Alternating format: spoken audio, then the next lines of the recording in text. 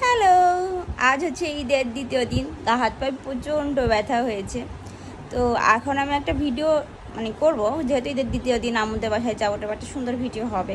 তো ভিডিও শুরু করার প্রথমে আমি একটা প্রশ্ন রেখে যেতে চাই, সেটা হচ্ছে আমার হয়তো অনেক ফ্যান ফলোয়াররা যারা কুরবানি দিয়েছেন, তো আপনাদের কাছে আমার প্রশ্ন থাকবে, কত কেজি মাংস ফ্রিজে রেখেছেন? আমি 7 কেজি রেখেছি।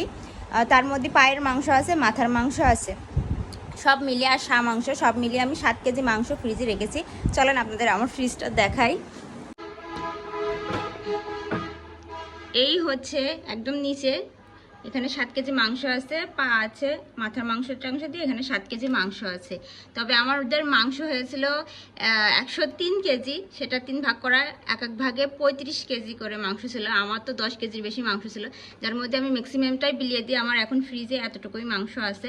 তো আপনারা কে কে ফ্রিজে কতটুকু মাংস রেখেছেন কমেন্টে জানাবেন। আরেকটা কথা বলি, আমি কিন্তু এখনো পর্যন্ত একটু মাংস রান্না করিনি, আমার ভাগের মাংস এখন একটু রান্না করিনি। এই সবই হচ্ছে এই মাংস, 7 কেজি মাংস আমি এখন রান্না করার টাইম পাইনি। আমি এর বাড়ি ওর বাড়ি খেয়ে বেড়াচ্ছি, রান্না করার টাইম পাইনি। আপনারা কে কয় কেজি মাংস রেখেছেন কমেন্টে জানাবেন।